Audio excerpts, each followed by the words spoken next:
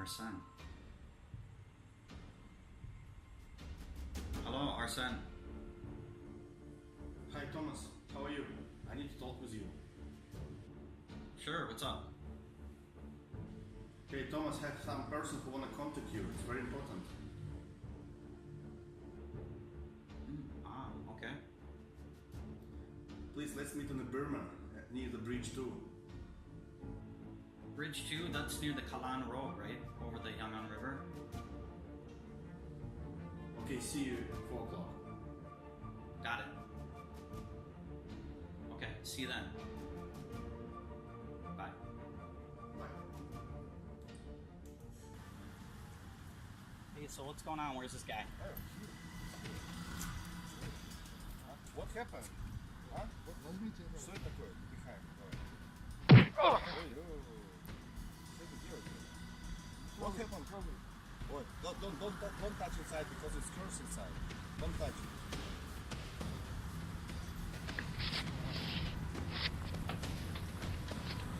Don't touch it.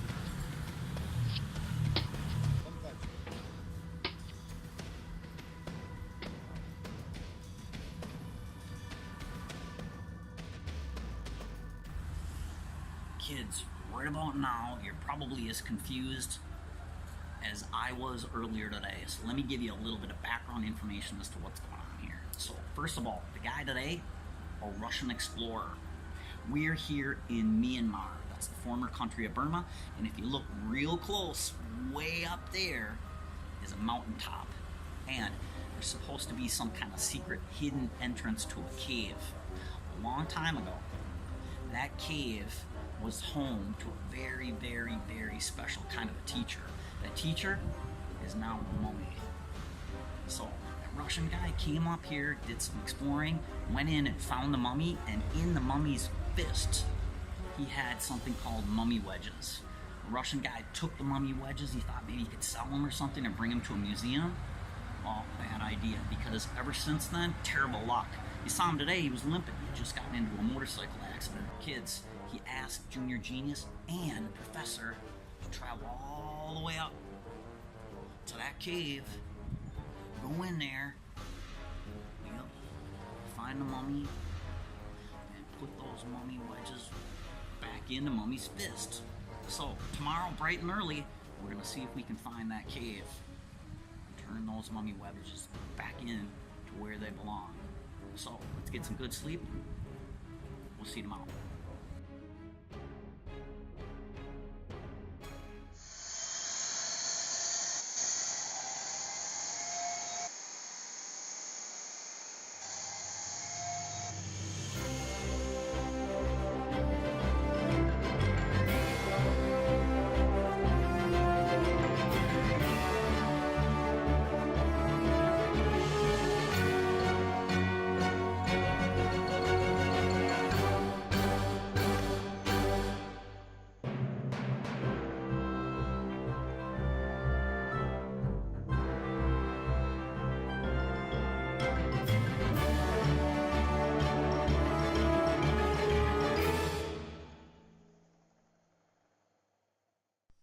Let's get to that cave, kids.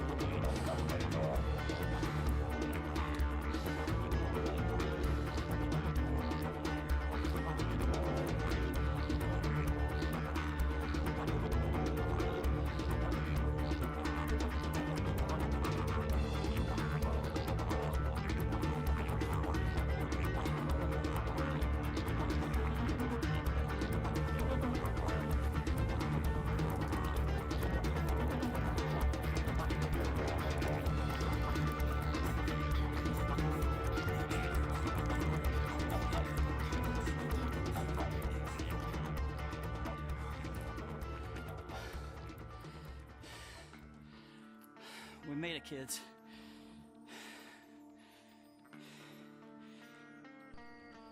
Let's go inside, kids.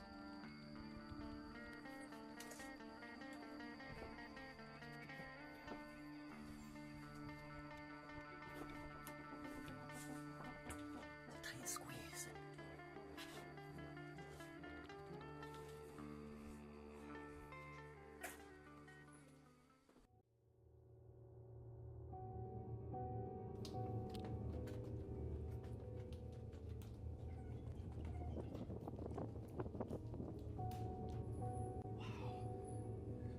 Look at this place.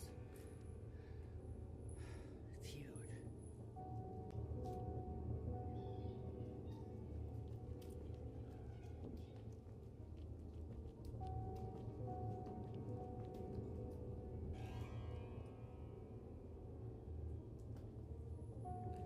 It's a pretty tight squeeze in here. Look at how small these little passageways are.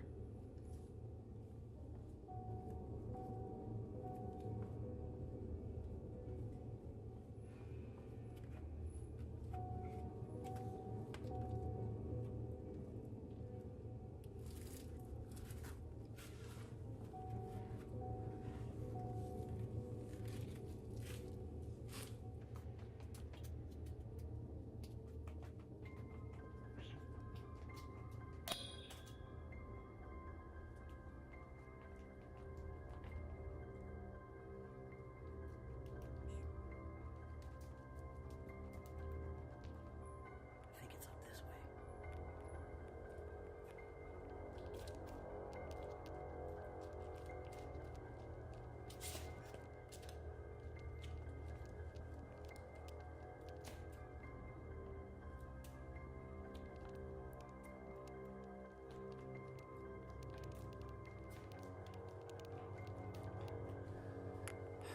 It's a dead end. Let's drive over there.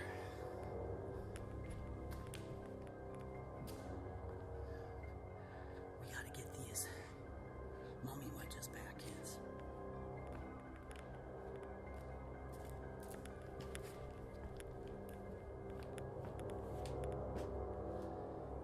Another dead end. Let's try one more place.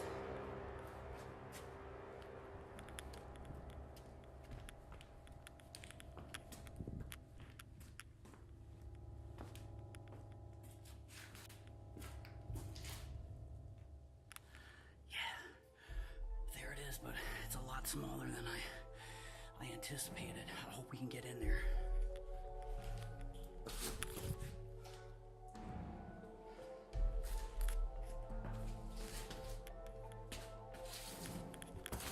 Oh, it's really slippery in here. It's pure mud.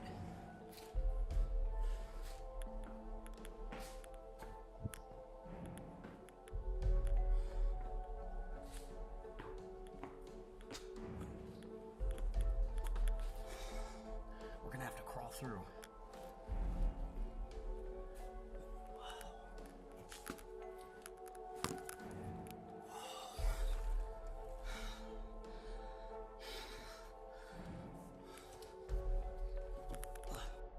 Kids, another dead end. I don't see anything in this cave. Wait. What's that?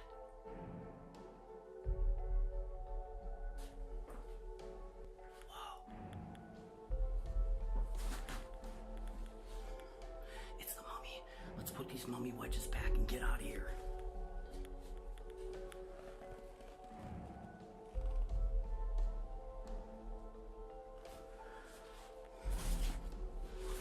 Kids, let's get out of here. Wait a second. What's that written on the wall? What's that say? The spider in your helmet is black. Whoa.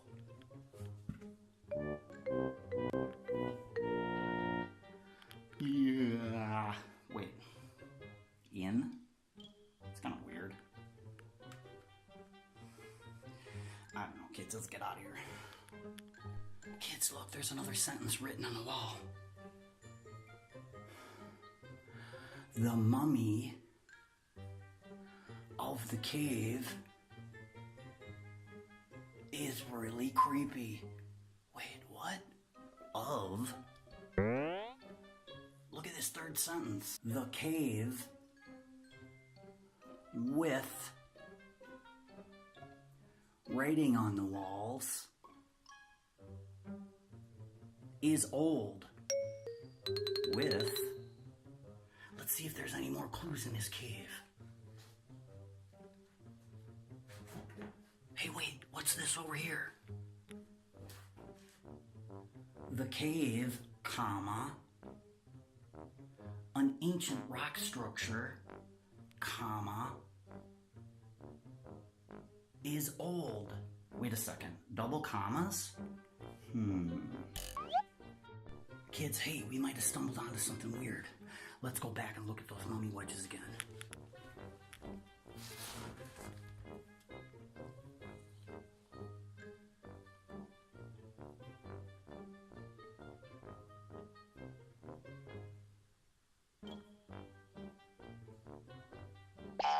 Look at that. In, of, with, and a comma. Holy cow. We're gonna have to analyze this further back in the Genius Lab, kids. Let's get out of here.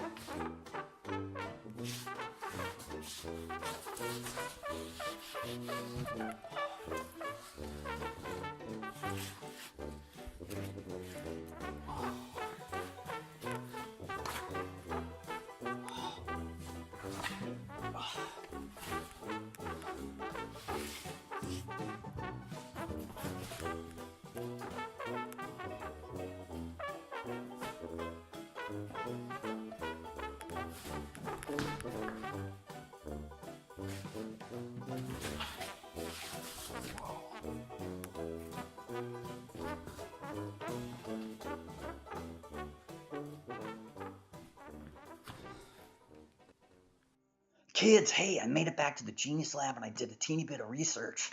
So if you looked at the mummy wedges here, you see that the mummy wedges contain in, of, with, and double commas.